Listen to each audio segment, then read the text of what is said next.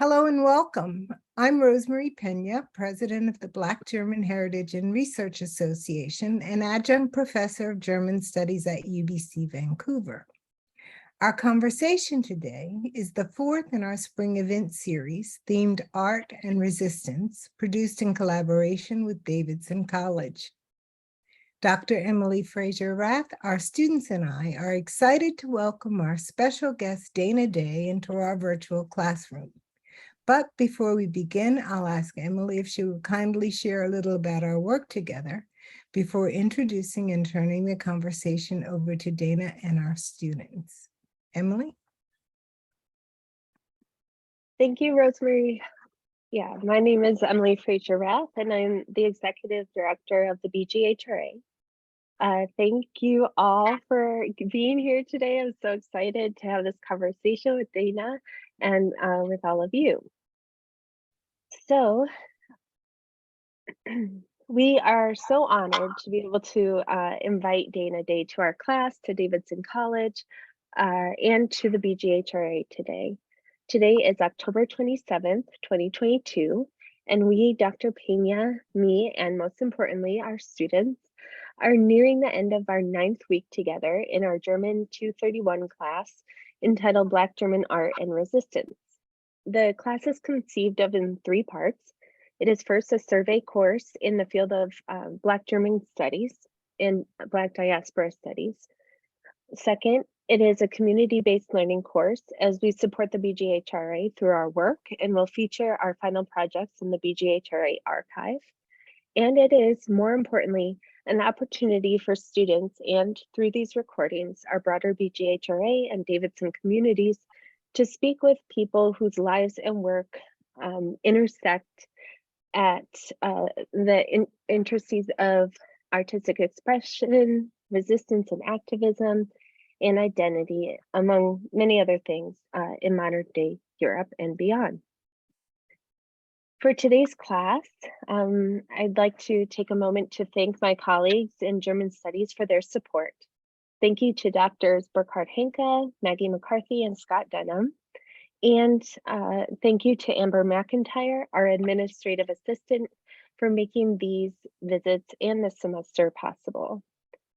In a moment, Dr. Pena and I will fade into the background and play moderator for the remainder of our time together and allow our students and Dana to have the floor.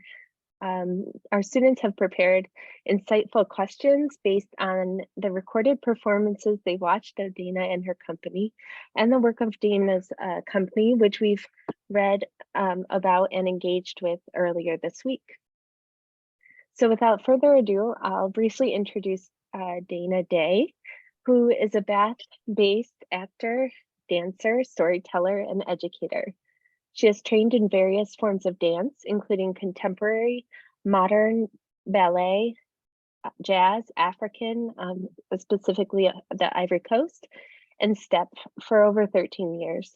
Dana received her bachelor's degree in theater and dance from Wells College, where she participated in numerous productions both on and off stage.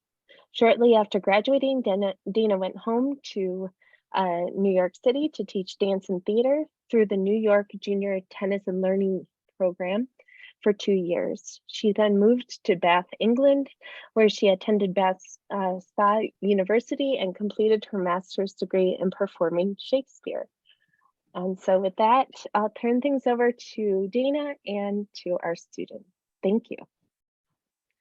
Oh, thank you so much for that introduction. It's nice hearing that bio spoken by someone else. But as you've already said, hi everybody, my name is Dana Day. I am the co-founder and creative director of Momentum X, which is a small theater located in the southwest of England. But I'm gonna come back to that later because I'm gonna just tell you the story of how I got to be here in England at the moment.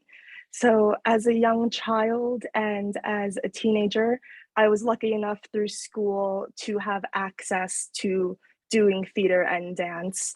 However, when I got to high school, I had no access to either one. I was very academically driven, very much like I'm going to become a biologist is actually what I wanted to be. And my high school only had one form of art throughout the whole thing, and that was music. And so I'm not much of a musician. I played the flute, but I wasn't going to be that professionally.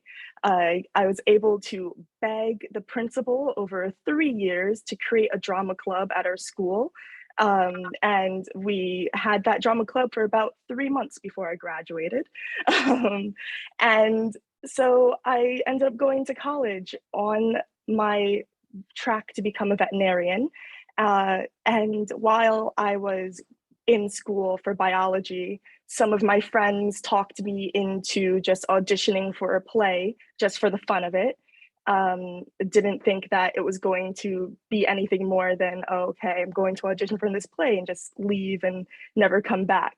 I was offered the lead role of the show and I turned it down because I've never been on stage before, but I still got to play a minor character within that show and absolutely fell in love with the environment of theater and being on stage and all of the community that comes with being there.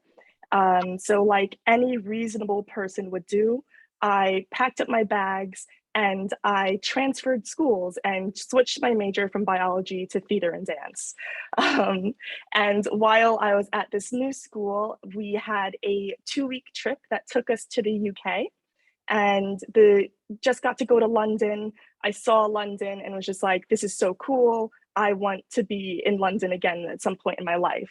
And then I came back to the States, went back to school and took a class in Shakespeare, and surprisingly, absolutely hated it. I thought that Shakespeare wasn't for me. I had a full breakdown on stage in front of all of my classmates. Like, I was just like, this isn't for me. Round 2, I went to the UK again. My school did a summer course where they're just like, oh, there are other types of theater out there. Why don't we bring you back to the UK and you just go there for a summer, see what it's like. So I did a 2-month course in the UK for the summer. And once again, that course was actually in Bath where I live now. And I was just like, I want to come back to Bath. This is where my home should be. I absolutely love it here. And then came back to the States to go back to school again.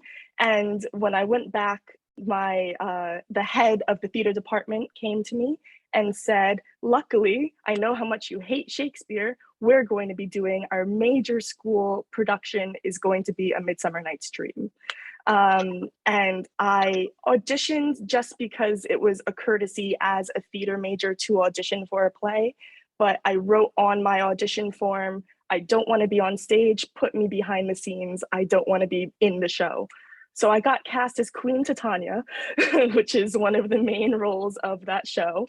And in doing that show, as scared as I was, knowing the history I had with Shakespeare, I realized that Shakespeare was actually an amazing, amazing writer. And I really loved I fell in love with Shakespeare in that moment. And then I graduated and ended up teaching dance for 2 years somehow. As I was doing that, a friend of mine that I met while I was on my summer course in Bath, he had done a Shakespeare master's program, and he's actually British, and he was just like, you need to get back over here. I need to perform with you again. Performing with you is so great.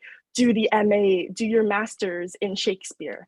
And I kind of thought about it for a bit and decided the best way to get over your fear is to just dive right into it. And since Shakespeare scared me so much, I was like, okay, yeah, I'll go into my master's program. I'll do a master's in Shakespeare. And I got into it, luckily. And a major part of what my degree did, part of what we had to do was a 2-week residency at the Globe Theatre in London. So we got to perform on the Globe stage. Shakespeare's Globe, as people call it. And while we were in rehearsals and getting to figure things out, we only had 3 weeks to put on a full show. And I remember being approached by one of my course mates who is Greek, and they came up to me and they full on said, "I don't think that you're going to get any of the good roles in the show." And I asked him why, and he said, "Well, you're a foreigner and you're Black, so there's no way that you're going to be able to play anyone that's not a servant." And so that was a really big moment in my acting career where someone full on just said straight to my face, "You're never going to be important enough to take center stage." Um, and at the same time, I was having issues with my lecturer. My head lecturer kept saying that I couldn't combine dance, which is my other love. I couldn't put dance in Shakespeare. And he just kept turning me down every time I proposed a project idea. And so my business partner and I were kind of going through similar things. Her thing wasn't as racial as mine, but hers was more that she also wanted to do movement. So we said, okay, we understand you don't want us to do movement for anything. So we ended up teaming up for our final project in school, and we ended up doing a physical version of Romeo and Juliet as our final performance. But before we got to do that, obviously, while we were doing that, COVID hit, and all of our classes, we couldn't meet in person anymore. And all the theaters were shutting down. Everybody was saying we couldn't perform anymore. No one could go out and perform. So that was when we created Momentum Acts. We created our company in the wake of COVID. So during the first lockdown that the whole world went through, we were like, let's make a theater company and let's just try to figure out how to do theater without touching. And so we did our show of Romeo and Juliet, which was our first production. And we did it where it was pretty much all gender bent. All of our male roles were played by women. I played Mercutio, who's Romeo's best friend. And we had our Juliet, who was my friend who actually talked me into moving to the UK. So it was a really great show. We never touched. We stayed our 3 feet away from each other at all times. And we had people coming to the show who didn't speak English, who could completely understand what we were saying through the movements that we were doing. And that was a really big moment for us. And then we came out of a lockdown and kind of went back into another lockdown. And that's when we created our Othello, which you had the experience of watching some clips of. And the idea behind that Othello was the whole world was communicating so much through social media. So we actually created social media IDs for all of the characters in the show. So unfortunately, you didn't get a chance to experience it because Facebook and Instagram and all of that shut us down. But we created profiles for all of the characters and they communicated with each other through social media as if they were normal people. They were just speaking in Shakespearean words. And that performance was really hard for us, one, because it was a lockdown and COVID and everything, but two, I think that was the most hate that we ever got for any of our things because it was the most public. It was profiles that people had to follow and friend. We had people that would send us emails and messages saying, this isn't how Shakespeare is supposed to be done. You girls shouldn't be doing this, especially considering I was playing Othello. And we had all of our main characters were female and we didn't hide that it was a female playing a male. It was just, we were all just female. So people were saying, you shouldn't be doing this because it's too gay. You shouldn't be doing this because you have more than one Black person in your show. You shouldn't be doing this because Shakespeare's not meant to be online. And we would just get spammed every day with hate messages from people. So it was a frantic race to just block all these people from being able to see anything. And it was a real moment where we kind of sat down and were just like, should we be doing this? And And so as a way to continue doing things, we have our current show that we're working on. We did our first production a few months ago. We're in research and development for it now. And it's a show called Fateful Friendship. It is still Shakespeare's text, but we have taken 9 different plays and we've rearranged all of the wording of the shows. And we've created a completely new show based off of the words of 9 different Shakespearean shows. So we've taken Midsummer Night's Dream and Macbeth and Hamlet and Twelfth Night and just kind of ripped them all apart, still keeping all of Shakespeare's original words. And we've turned it into a story of 2 friends who are trying to decide their futures. And they end up playing with magic and getting taken into different versions of the future. And it's really crazy to think that you could do that type of thing with Shakespeare, with this thing that's already been written for you, and you can just really make it your own thing and completely change the meaning of what he originally wrote. And yeah, that's pretty much what I do and where I come from and everything. And if you have any questions, feel free to ask.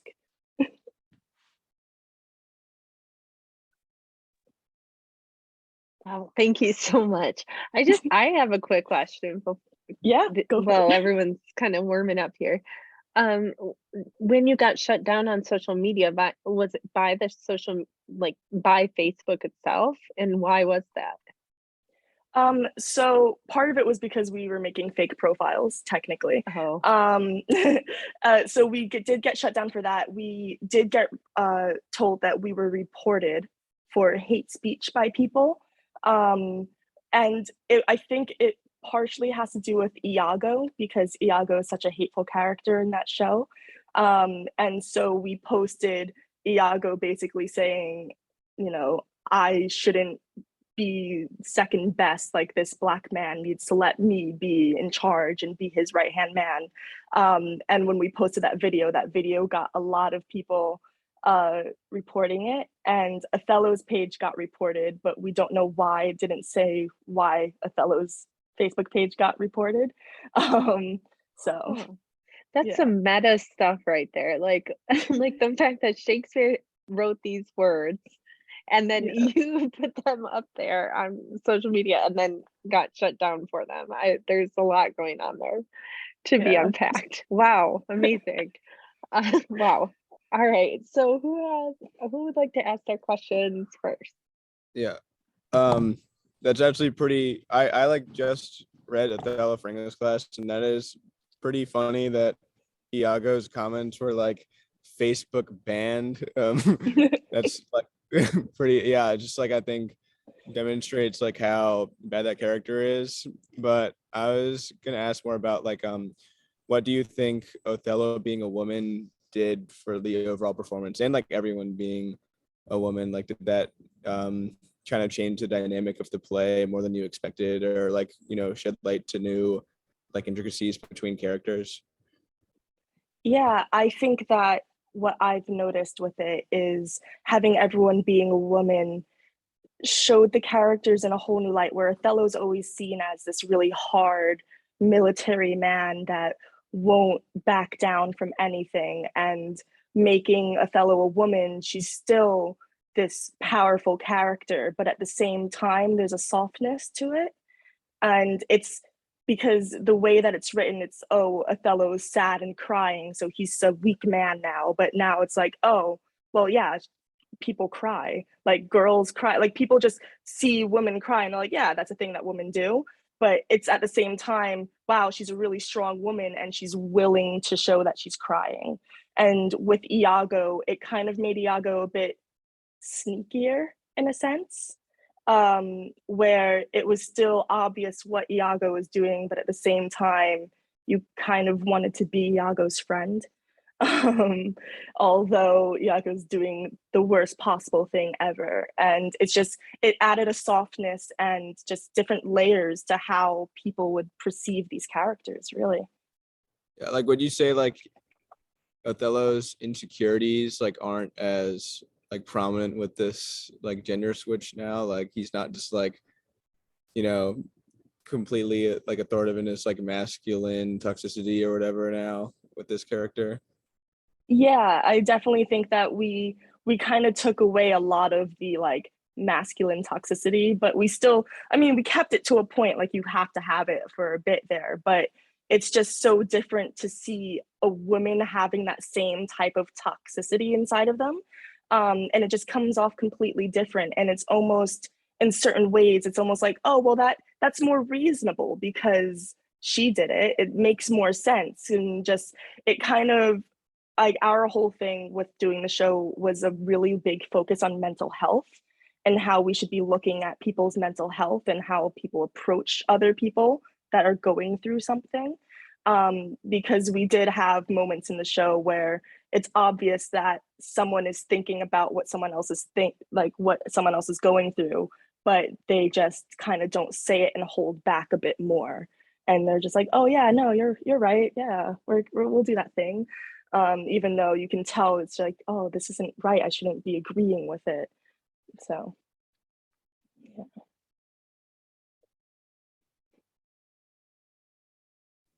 I have a question.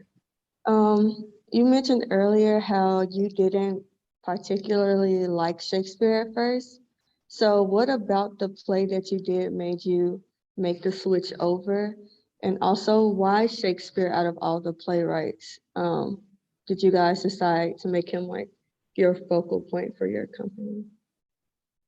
Yeah. So a big part of why Shakespeare is so hard to get into for a lot of people is just you learn Shakespeare in school and it's very much sit down, read a book, and this is Shakespeare. And I think that was the really hard part for me, was just like, how am I supposed to remember these words that are on this paper when I'm just sitting here reading it and I don't really know what he's saying? And something that I've learned is that Shakespeare is supposed to be done on its feet. You should almost never read Shakespeare just sitting down on a chair or in your bed or whatever, just reading it. You should actually get up and find a friend and like go back and forth and say the words to each other. It makes a lot more sense. And I think that's part of how doing the show affected Shakespeare for me. Because actually seeing what these words meant being embodied in people really completely changed how I saw it. Because I'd read Midsummer Night's Dream in school and I was just like, yeah, it's an okay show. It has some funny things here and there from what I've read. It's okay. But actually seeing people do those things in front of me, I was blown away. It was honestly really great to see. And the part of the reason why our main focal point is Shakespeare is mainly because it is something that you do in school and we want to change people's opinions on what Shakespeare is, because everyone just sees him as being this really boring playwright that you're required to read. And we want to change that and be like, Shakespeare's actually really fun and he's created all these stories that a bunch of movies are based off of, and like everyone loves a good Romeo and Juliet story, but no one ever wants to actually see Romeo and Juliet. And it's like, why is that? It's the original version of it. And there are just so many great things that he's written that are just so interesting. And so many playwrights take his ideas and just kind of tweak a little bit here and there. And then they're just like, see, look, I made something new. But really, when you trace it back, it's Shakespeare. I have a question about the role. So with like the role of movement in your work and in your company, could you talk a little bit about like the process of coming up with that movement? Like, is there a choreographing process, or how do you explore and decide on like what movement to use, or is it improvisation? Yeah. So with the movement, with all of our shows, pretty much, we do a thing R&D, which is research and development. And so it's a longer rehearsal process. So most shows you can put up a show in 4 weeks and it could still be a really good show, but we would rather do a show that takes 4 months to make, just because we want everyone to just move around. So we'll take pieces of the text and have people speak, and will go through different processes of how these words feel inside of your body when you do certain things, or what animals are. That's a big thing, are animals for us. So we relate our characters to a certain animal, and we try to embody that animal as you're going through the show. So as you say your words, if your animal's a wolf, then you want to be as wolf-like as possible. And the bigger you are, the better, because then you can just draw it back and have someone that looks like a person, but they're doing really interesting things with their body. And as we go through the rehearsal process, if we see certain movements are being repeated for certain things, we're just like, that's going to be in the show, that's going to be in the show. So we're just like, okay, so our one thing that has transferred over for all of our shows so far is saying flower bud. So like a bud of a flower, and then the flower itself has been something that people who have not been in contact with each other and haven't seen other shows of ours have come up with on their own, and they've all come up with the same motion. And our whole thing is to try to create a language of movement. So as we speak and say things to people, I can talk to you about flowers all day long. And then if I just took out me speaking and I just started moving and you saw me do a certain movement, you know what I'm talking about. Thank I you. have oh, sorry, Grace. Yeah, I have a follow-up question about this, because you say that, the general consensus is that Shakespeare should always be performed or read on your feet, right? So what was the pushback then, or what is the pushback about adding movement to Shakespeare, especially dance? It seems counterintuitive to a certain extent. Yeah, well, the belief is like, yes, you should do Shakespeare on its feet, but everyone wants you to be the proper Shakespearean person where everyone's standing upright and you only talk with this part of your body and you don't move around, you just stand in your spot and you say what you say, and someone else makes a clever, quick wit back to you, and it's just a little back and forth that you do while you're just standing there having a normal conversation.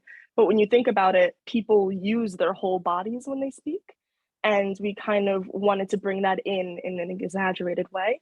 And so that was a really big thing that we went back and forth with our professor on, about we want to put more movement into Shakespeare. And he was very much like, no, Shakespeare has to be done in this very particular way, because what it is with Shakespeare, normally, traditionally, the only character that really gets to move around a lot is a character that has magic or a character that's a clown.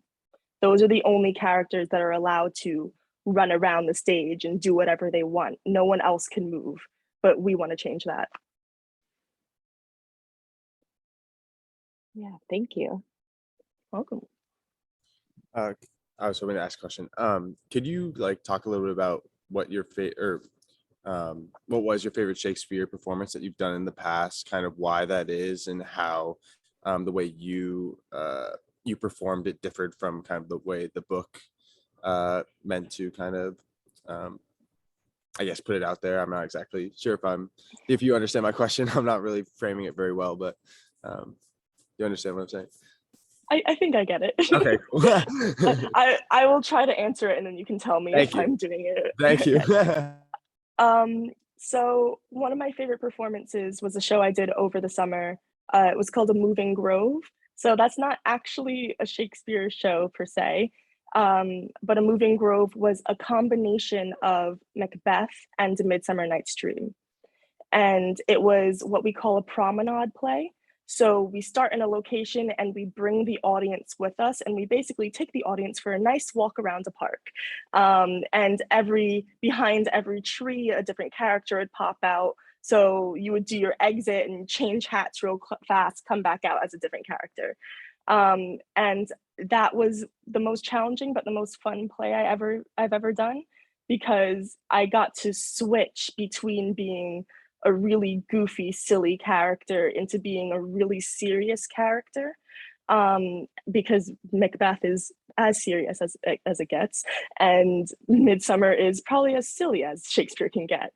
So they're complete opposites. It was a show that was really structured for children, and we were performing. There are shows that people paid to see, but we performed them in public parks. And the best part, at least as an actor, it felt really good to know that the show was for kids, and kids were leaving their parents' picnics to come watch our show.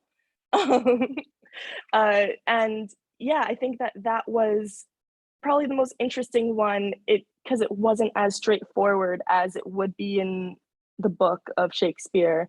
It was it, it was just goofy. I don't even know how to describe the show. I got to play 5 characters, and I played 5 characters in the span of an hour, and it was 2 different plays, and we got the entire plot of 2 shows put into 1 hour, which was stressful and fun at the same time. There's a lot of running involved. But yeah, I don't know if I answered your question at all. I just kind of went on a tangent there. No, that was perfect. Thank you very much. Okay, great. Yeah, thank you. It was very interesting.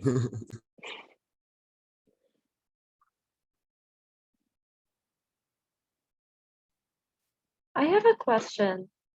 You talk a lot about accessibility, and for me, I haven't had like a lot of interaction with Shakespeare. So, and I still like while watching your recording, I felt all the feelings that I was supposed to feel. So I was like interested to know in what ways has your adaptation of Othello and maybe other adaptations made the story accessible to you? Wow, that's a really good question. Wow, I need a moment to think about that one. Gosh, yeah, I would say that creating Othello, especially, it it hit home in a different way, because I've read Othello and I've seen Othello, and it's always been okay. Yeah, it's just like this black dude, cool, like, and no one likes him, but everyone also loves him at the same time. But doing it that way was also probably the most nerve-wracking thing I've ever done, because I'm a stage performer, and having to sit down in a living room in front of a camera was really nerve-wracking for me. And so a lot of what I was feeling while doing it was like, okay, just like don't look straight into the camera every 5 seconds, and actually make it seem like you're talking to people on Zoom, which some of the clips we are actually talking on Zoom. But for me, it changed how I saw the characters. It changed what they meant to me, because you have the character of Desdemona, who's Othello's wife, who is always put down as being this kind of weak woman who can't live without Othello and can't do anything on her own. And we turned her into a slightly stronger character who was an influencer. So she was kind of self-sufficient. We made her like a full-on like, hi guys, this is what I got today type influencer. Which some people could see as one thing, but also when you really think about I had to do a lot of research for the show about how influencers work in the real world, and like learning about what influencers actually have to do. It's actually a lot of hard work, and they actually have a lot of skills that you wouldn't really think they had just by watching their videos. So it was just really interesting to make this character like that. And it definitely made us reach a much larger audience than we were expecting. We got people from all over the world. We had people in England, of course, watching it, people in the States watching it. But my business partner, although she is a white British woman, she was born in Botswana. So we had people in Botswana watching, and somehow that just spread to like different parts of Southern Africa. And so it felt like we had the whole world watching the small little thing that we did, that we were just like, oh yeah, this is just like quick little passion project to do in the middle of COVID. But it definitely opened up a lot of doors and our minds to how we perceive characters, for sure. I hope that answered your question.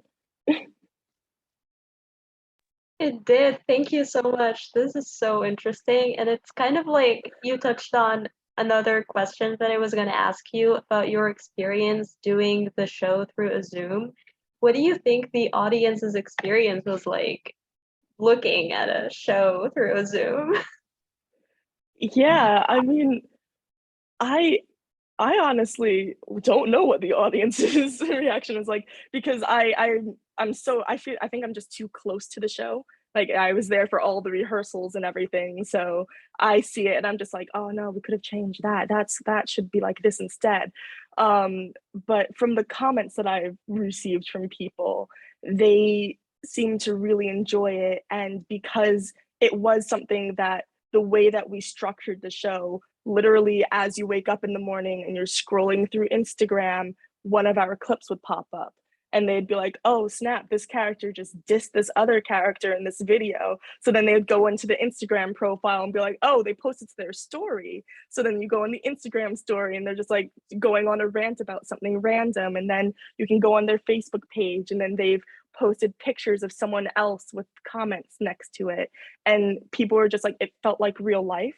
It felt like watching when YouTubers or Instagrammers, TikTokers or whatever get mad at each other and start posting things, and they're just like not being direct, but also you know who they're talking about.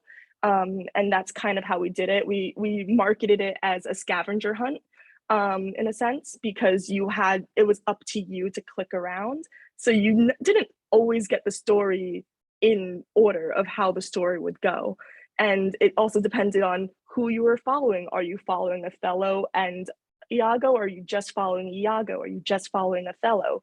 Who are you following online? And it just became this really big thing that we also did not fully think through, and took a lot more time than we thought it would, because we had things on every major social media platform. We did TikTok, Instagram, Twitter, Facebook, Snapchat even, and it was just this really big grand thing that a lot of people seem to really find interesting. And our hope as a company is to be able to revisit that idea and do something just as big, just this time with permission from Facebook.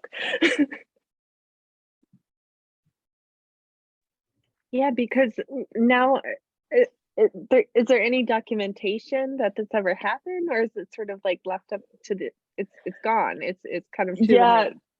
it's a lot of it. We have a few clips that we were able to save, but a lot of it is actually gone. It's actually really sad. We've tried to log back into all of the Instagram pages and we can't get back into them. Even the email addresses have been flagged as being fake email addresses, because we had to make an email address for each character as well. I think the Snapchats are the only things that are still up, but of course Snapchat, everything disappears after 24 hours. So it's just, yeah, it was a weird, like, bittersweet moment when we were looking for footage for you guys actually, and we were just like, we have no proof that we did this show. Like, we did have things that were recorded, and that aren't edited pieces of the show, but all of our edited pieces of the show are just basically gone. Wow. But it's what a creative, I don't know, what a creative way to engage with that. And I mean, it does represent, or like what's the word? Mirror sort of how we consume media and how we consume stories and things. And it's not always like this linear way, as you mentioned. So that's really fascinating. Yeah. All right. Who is the next question? I have a question. So how is have you noticed any difference in how you were taught and treated when you were between the US and UK, when you were being taught like drama and like how you're supposed to do acting and such? Oh yes. Yeah, it was a bit of a shock, a culture shock for me. In the States, a lot of the roles that I got, as much as I'm grateful for all the roles that I got, I think outside of maybe 2 shows that I've done in the States, I was always a main character, but I'm fully aware that I was always placed as one of the main characters because I was the only person of color in the theater department. And so it kind of just made the show seem a bit better. Granted, some of those roles maybe I deserved, but I also know that at the same time, I was the only person that looked like me. And then I came over here and I get typecast. So in the States, I was never typecast technically. I just got whatever role they felt I was supposed to be good for. Over here, I get typecast a lot when I don't do my own shows. And I always get, strangely enough, I get typecast as a funny character. And I find that interesting because I'm not a comedic actor in any way. But most people over here will put me as a comedic character. And I've noticed in a lot of shows that I've seen in this country, most people of color are either a comedic character or they're like the angry character, which I've also been typecast over here as well. I've been an angry character as well, but it's very rare to see someone that looks like me that is like a romantic interest or something. So yeah, it's also the way that the methodology of acting is different over here as well. It's a bit more full on in a sense. In the States, we tend to like ease into it a bit more, where it's just like, oh yeah, we're getting to know each other, getting to learn each other's vibes and see where things are going and come up with a backstory for your character. And then over here, they're just like, do it, go.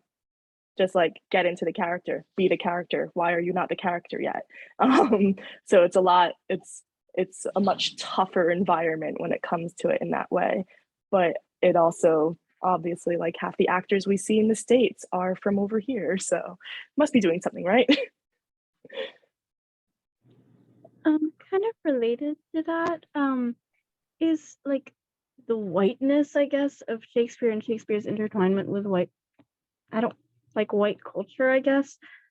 Is that something that like you think about and or like consider when you're creating your productions, or like how do you navigate that? Yeah. So it's an interesting thing with Shakespeare because obviously there are all these questions about who he really was. And pretty much what I've learned through studying him and everything is that he is really into like the current times, like whatever he thought was cool, like that should be what was on stage. Like he would probably be all for what my company is doing. And a lot of the language that he uses is very much like, oh, you know, you're as white as snow and all these other things he says. And, you know, he compares like being dark to dirt sometimes and stuff. But I think part of it is also there's no PC police back then. Like no one told him that, bro, that's not cool to say. But yeah, it's been an interesting thing that we've tried to change things up. So like I said, what we do is we kind of change some of the meanings of his words because a lot of the things that he puts down have double meanings. And so we're just like, oh, we're gonna make this mean not this really racist thing. Instead, we're gonna make it mean this other thing and have people view our show a completely different way. Like with Othello, we had another person of color in the cast, which got us a lot of hate because we made Cassio Black as well. And so it became more of Iago being mad, not just because Othello chose Cassio over him to be the lieutenant. It was, oh, he's only looking out for his own, was how we changed Iago's perspective. And a lot of what we've done is change things around like that. Like when we did Romeo and Juliet, when I was Mercutio was supposed to be like this ladies' man that gets all the girls and like everybody loves him. He's cousins with the king and all these things. But when I played him, he was like the leader of the wolf pack. Like Romeo was just like his best, like they're best friends. Like Romeo did anything Mercutio did. So if Mercutio did it, all the boys are doing it. And so it kind of made, we've been just changing how to play around with certain things. So we've definitely made, I feel like, as basically we made Romeo and Juliet as Black as possible, with me being the only Black person on stage, and as Black as you can make that. But it definitely changed the vibes of Romeo and Juliet a bit, and made people look at it and be like, oh snap, like, yeah, these are just like normal everyday people. They're not really doing anything too crazy. They're just getting through and trying to have as much fun as possible, basically. Jayla, go for it. Hi, one of my questions was, in what ways do you create or bring authenticity to your work as an actress? Particularly, I know you talked about like the transformation or having to like make Shakespeare Black or feel like it's fitting to you as an actress and you as a person. So I was just wondering how you make those choices and what that looks like for you. Yeah, so the wild thing is, so I'm the creative director of the company. And creative director basically means I'm the ideas person. So I will literally have a dream about something, and then I'll turn to my business partner and say, I want to do a show like this. And she's the one that makes it happen, basically. So when I say I want it to be social media, she does that for me. But yeah, it's more a lot of it is just reading through the script many, many times.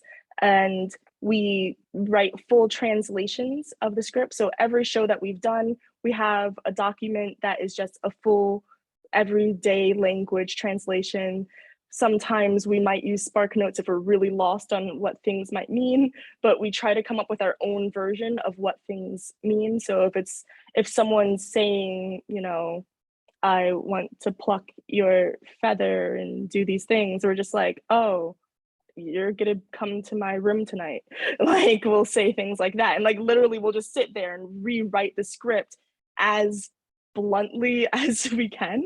And then we're just like, okay, now what are these characters actually like? What are their personalities? And it becomes like, that's how we kind of go through casting. And for myself, especially, it's just like, well, how would my character say this? And now I have to find a way to say this thing that I've written in everyday speech and turn it back into Shakespeare, basically. That's the harder part of, is like, you can turn Shakespeare into everyday speech. That's completely easy, but putting everyday speech into Shakespearean language is really hard. But we do try to look at things and say, well, okay, I think I'm really vibing with how Othello is feeling in this moment, because he's noticing that, you know, he is usually the only person of color in the room. And Cassio, although in our show he was Black, but he was still a light-skinned Black person. So then there's like the moment of like, is there colorism between these two? Are they really cool? Dark skin versus light skin and all this other stuff. We added a lot of layers to that show without anyone knowing. And it was just like, how do we take this in? So a lot of what Othello is saying, I took it as, instead of him just being like, oh, I'm a weak man because I'm feeling sorry for myself because my wife might have cheated on me, it was more of like, am I good enough? Because Cassio looks more like what these other people look like. I don't look like that, and I'm never going to look like that. No matter how much I like wash myself, it's not going to be the same. And like, it's just how you can relate to it a lot of times. Is just, that's the key to Shakespeare, really. Just write him in everyday terms and see what he's saying.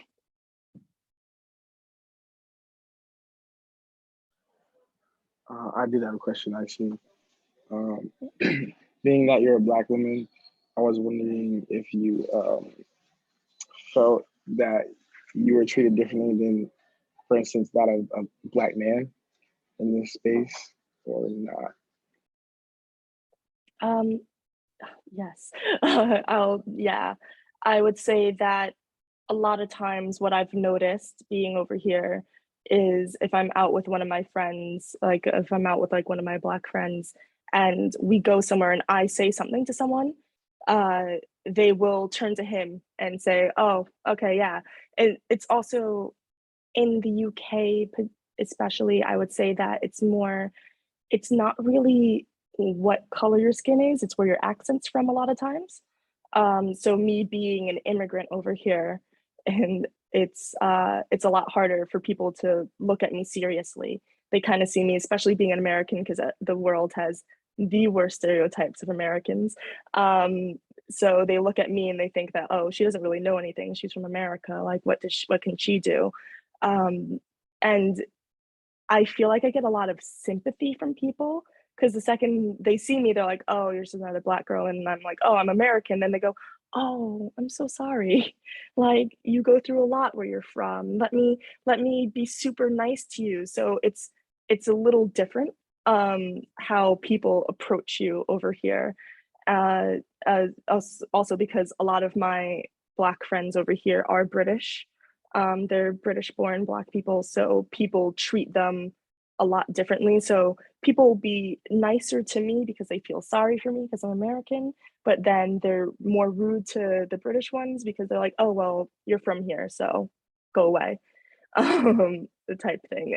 It's really strange how there are all these layers to how people perceive race in this country versus the States. Like in the States, I feel like a lot of times it's a very black and white world. It doesn't matter where you're from a lot of times. Like still there's the whole thing with immigration and whatnot. That's another thing. But over here, it still has the race value to it, but it's more class. So it's what class do you come from? Like, who are your parents in the world of aristocracy and things like that. And I've just noticed it happens between white people over here. So like I might be seen as a higher class than another white person. So a white person might be seen as being below me. So people will treat them worse than they treat me, just because they are a working class person. Yeah. So our class is in part entitled Art and Resistance. And so we've been talking about, resistance as an art form, but also art as resistance and what the relationship between these two concepts are. I was wondering if you could speak to that, either in your own work or what you thought of in terms of maybe the relationship even between activism and art. Yeah. So actually, this kind of goes with Othello. So our Othello that we made, we were already planning on making Othello, and we had already cast it and everything. We had the general idea of what we were going to do. And then the January 6th incident happened at in DC. And we kind of restructured what we were doing as a response to what was going on in the US. So we made Iago one of those people where they would probably be pro-Trump, but if you met them on the street, you wouldn't know it right away. But then we had other people who were like full on, I'm going on a witch hunt. We need to, get rid of these types of people. And we basically tried our best to mirror what we were seeing in America from over here. And it was just really interesting because it's my country and I wasn't in the country while it happened. And I was watching from a distance and I was just like, right, we need to make this that. And I think that's where a lot of the hate came from, was the fact that we were mirroring what was happening in the media to an extent. We had characters where how on Facebook you have your main profile picture and you have a cover photo behind you. And we had people where their cover photo was Blue Lives Matter flags and things like that. So it was really hard for me because I was the one putting these profiles together. And so like my search history was like Blue Lives Matter. And there are equivalent groups to that in the UK as well. And those were the people that were mainly the ones that were sending us a lot of not great messages. And we made a few public statements saying like, we support Black Lives Matter, we support women, we support all these different groups. And we just get a lot of people saying, well, you shouldn't be doing this. And we've basically politicized Shakespeare quite a bit with without even really trying to in the first place. And we definitely, it's something that we want to keep doing, is making our pieces, although it's still entertaining and fun for people, our goal is to be political without being in your face about our politics. So our show that we're currently working on, Fateful Friendship, although people see it as, oh, it's just two girls having a fun time playing with magic, the underlying message is that women don't necessarily need to be married in order to go on with their lives.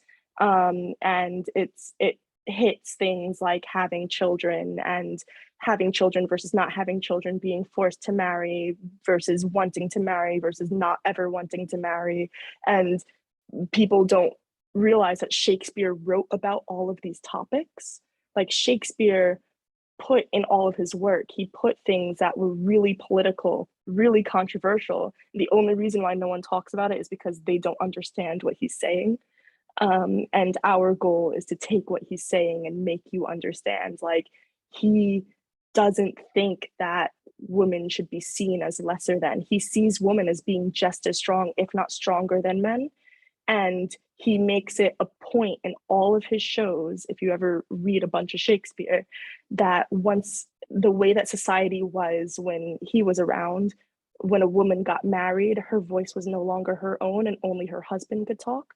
So he would have these very outspoken characters who would just talk nonstop. There'd be these women that were just very opinionated, always had something on their mind. And as soon as they got married in the story, they never spoke again throughout the whole play.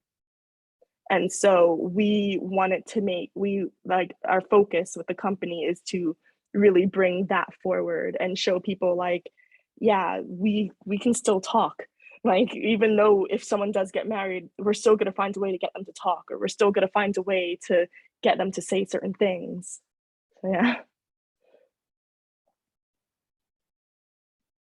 Do you think, I don't know if this is like, I don't know what kind of question this is, but do you think then that people who, you know, are sort of the gatekeepers in terms of like how you're supposed to perform Shakespeare, right? Or like who can be cast in a Shakespearean play? Do you think that they don't understand the political nature of Shakespeare? That's a really good question. And it's interesting because some of the people that are those gatekeepers are literally people I've had be my guest lecturers. And they understand it, but they also think that you shouldn't try to read into it too deeply, and you should just do what is on the surface of it. And because that's how it would have been done years ago, and that's how it's always been done. And our thing is we don't believe that. We think that Shakespeare has these really deep levels. Everything he writes has a double meaning. Just because he's saying this one thing doesn't mean he can't be saying something else. And so our focus is to bring to light these deeper meanings. And that's where the movement that we do comes into play, because we may be saying something with our mouths, but our bodies are saying something different. And so it kind of shows like the deeper internal workings and thoughts of what's going on. Sorry, I don't want to take over the conversation because I do want to hear Victoria's question at some point too. But we've been talking a little bit about author intentionality or artist intentionality versus sort of how things are interpreted. And it seems to me, like, and we talked a few weeks ago with Ethiopian Italian musician, artist, writer, Gabriella Germondi. And one thing she mentioned was, I imagine things in this way and I write them in this way. And then it goes out into the world and people, highlight different things or deem different things than I thought were more important, or, like read things in different ways. And there's nothing I can do about it. It's like into the world. And so in terms of and isn't that the beauty of artistic expression? Kind of, like in one sense, we try to sort of convey our own feelings and emotions and thoughts and things through art, but on the other hand, artistic expression requires this other party, the person who engages with it and interprets it. And so I guess it's not a question but more of a statement of, it doesn't make sense to me to read Shakespeare as only superficial, right? Like it doesn't even Yeah. that doesn't make any sense. Yeah, no, it doesn't. Yeah, no, and that is a really big thing where we do. I think that's why our process takes so long to be done, because a lot of it is us coming up with things, and we're just like, okay, but is that just how we are seeing it? How will other people see it? And so what we do a lot of times is we get an outside director to come in and just watch what we're doing, and they tell us how they've interpreted what we're doing. And sometimes things come across to the audience and sometimes things don't. It's also, some people will see things other people don't. Like everyone, although we're watching the same show, we're never watching the same show, if that makes sense. It's very much how you interpret things. And so we want to make things as basically as straightforward as possible for people so they can actually get into it and understand what we're going to say and what we're trying to say. And obviously we do all these things that are really political. And I think at the end of the day with our Othello, we had most people saying, yeah, woman power. And then some people were just like, oh yeah, there is like that weird thing about race between the two Black characters, and everyone saw something different. And that's honestly the cool thing about art, though. You never know. And sometimes people come up to me like, oh, I had no idea this character thought this. And I'm just like, oh, actually, I'm going to write that down because I didn't even realize that. So it's just a great thing that art can do. It can really open people's eyes to very different things. All right. Who has the next question?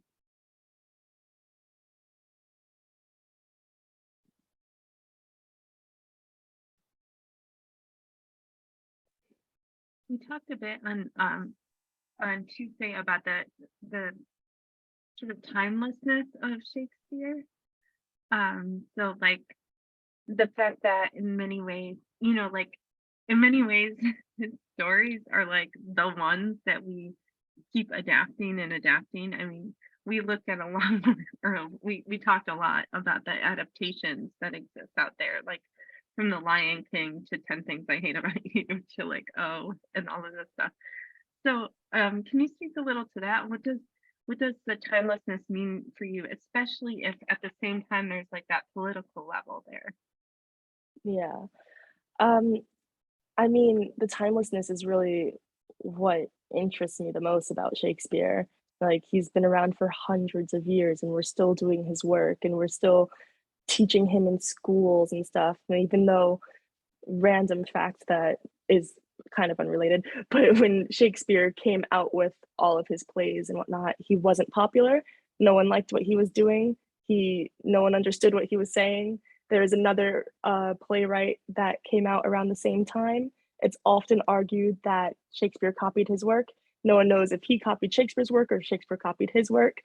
Christopher Marlowe, if you ever heard of him, but he's written basically the same exact stories as Shakespeare. And they've all come out within they would come out the same year as each other. And they basically, Christopher Marlowe wrote Othello as well in his own way. He wrote Romeo and Juliet. He's written Merchant of Venice and all these other plays. But I see it as, everyone wants a good story at the end of the day. And Shakespeare just wrote really good stories, as long as you can understand them. And I think that the adaptations and everything really, they show you different sides to those stories. Like a lot of times when you see Romeo and Juliet, it's very much the same. Oh yes, like they like each other, but they can't be together. But if you really, and I know it seems really cliche to bring it up, but West Side Story, I think, does one of the best renditions of Romeo and Juliet because it shows the political aspect of it. And they've done it through race. You know, you have the whites versus the Puerto Ricans, and it's just this whole, that's pretty much what Romeo and Juliet is to a T, is that musical. And I just find that the political aspects of it just really come through. And I feel a lot of people are kind of afraid a lot of times to talk about how political Shakespeare can be, because we are a world where everyone that's in an English speaking country for the most part learns about Shakespeare. And no one really wants to get too political about it because they don't want to, you know, make it about something that they feel like it shouldn't be when that's exactly what it is. If that makes sense. But yeah. Yeah, just to add on to that, we also talked about like why Shakespeare over, you know, anyone else or a long period of time. And would you say like that just like the quality of the stories is like the main appeal towards timelessness, or are there, you know, like other underlying factors about like, you know, why this is like been relevant for so long and like why it's taught in schools over other things? Yeah, with Shakespeare, I would say that a lot of it has to do with the fact that he never just wrote one story in any of his plays. There was never just, oh, this one character, let's follow them through their life. Like that's what we only see nowadays in TV shows and movies. Shakespeare wrote about this person and then was just like, but also as that's happening, this other thing is happening, because multiple things happen in the world at once. It's never circulating around one person. And he found this way to put that on stage, and he's the first person to really do that in a play, because plays did used to only follow one character's story, or it would just be, this is a story, that story's over, different story, nothing to do with the last story, that story's over. And he changed that and said, I'm going to tell you 5 stories in one show. And that is something that you can really play around with. And part of why I think he's so timeless as well is because people can go, well, he told these 5 stories, but we're going to tell this one story. But everybody knows that that one story comes from this grouping of 5 stories that are in a play. And I think that that's a really big thing for why Shakespeare is as prominent as he is, as well as he created, oh, I don't even remember, I should know this, I mastered in Shakespeare, but he's created hundreds of words in the English language that we use today. And that's a major reason why he is taught in schools, is because he's basically, in a sense, a grandfather of the English language. Like, people in the old days, conjunctions weren't a thing. Like, he popularized things like that. Like, he took things that were just slang words, like the words don't and can't, used to just be slang words in parts of England. And he put that on stage, and now we say those words every day. So.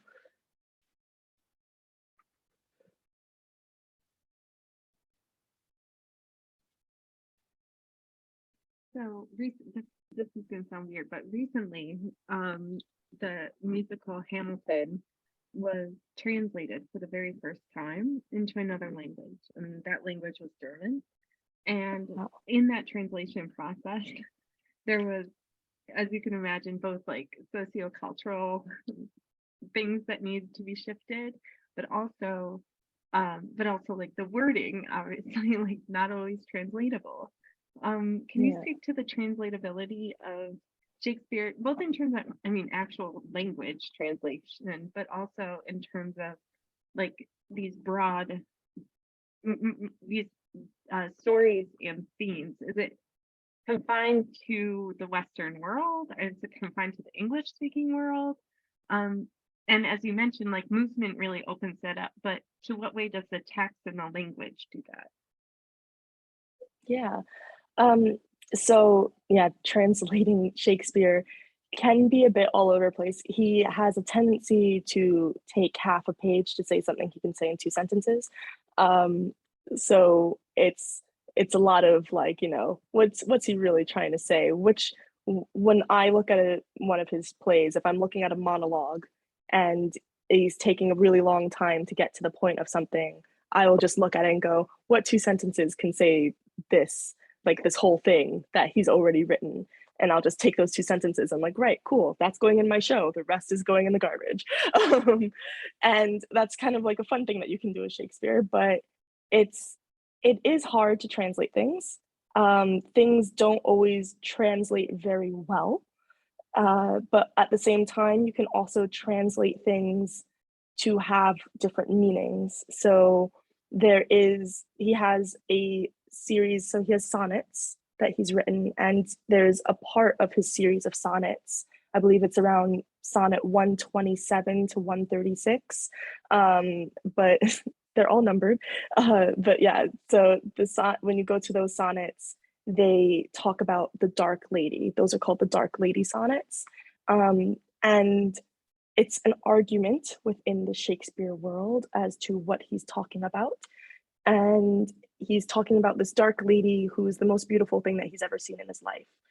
In those days, a dark lady usually meant a woman with dark features. So it would be a white woman who just has brown hair, brown eyes, dark eyebrows. But there are moments where there are lost sonnets as well that should have been part of the Dark Lady sonnets that mention her hair not being you can't comb your hand through her hair. And her hair is matted. And there were free Black people in England at that time who had locks.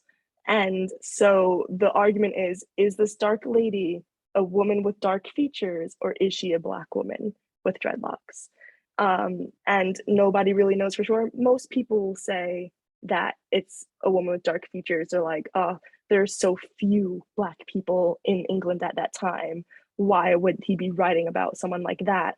But as most people know, Shakespeare had a lot of loves. He had a lot of people he liked, and it is believed, and there is, I believe someone wrote something, another writer wrote about Shakespeare, and they mentioned that they saw him with a Black person, which wasn't a thing. Like, you wouldn't, if you were around a person of color back in those days, you wouldn't associate with them. They just kind of, you'd go about your day, they go about their day. You don't talk to them, but he was known for breaking those boundaries. And so that's just something that when I read the Dark Lady sonnets, I translate it in my mind to mean, oh yeah, well, he's saying, like, you know, like Raven, she's Raven and this and that. And I'm just like, well, Raven's Black. And like, Raven in Shakespeare's world means black hair. But I take that as black hair, Black everything. And that's just something you can do with his things. You can translate his stuff to mean something different. And that's a thing that I really focus on, is just how else can I translate this to mean something? And some of the things that translate can be very, very weird to translate. Like when he talks about like being as white as possible in those days was the most beautiful thing in the world. And he does go on about how white someone can be, and like describes them as every white object you can think of. And we're just like, right, how can we make this less as like in your face and stuff like that? So yeah. Well, it's about that time to close, but a million thanks, Dana, for sharing this special time with us. And we look forward to your conference keynote. All right, I'm excited for it. So as always, we're grateful for Dr. Emily Frazier-Rath and Davidson College for making these invaluable conversations possible. And to our students whose contributions make these events especially rewarding. The recording of today's conversation will soon be available on YouTube channel, so we're keeping it, Dana. at Black German. So please subscribe and turn on the notifications so you'll be alerted as new conversations are added. Visit our website at bghra.org and follow us on Facebook, Twitter, Instagram, and Eventbrite for details about upcoming events and our February 2023 conference. We hope that you've enjoyed today's conversation as much as we have, and until next time, thank you for your time and attention.